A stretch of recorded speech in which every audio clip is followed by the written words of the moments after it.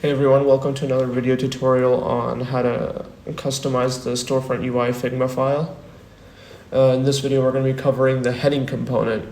So for the heading component you have a desktop and mobile version, and along with that you have heading 2 through 6 presets for desktop and mobile.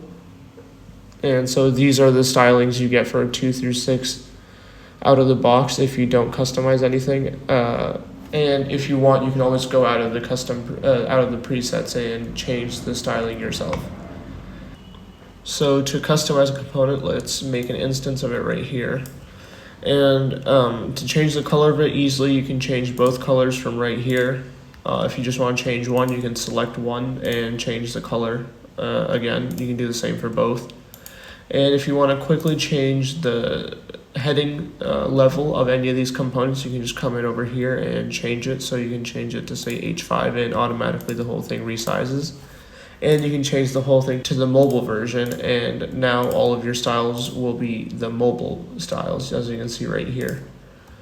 And you can also align the content left or right.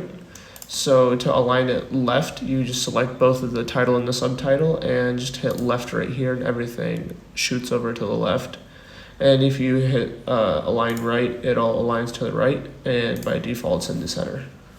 So if you ever want to override the styling and break out of the default H2 through 6 styles, you can go into your instance, select the title, and just detach the style, and then you can override anything you want from right here.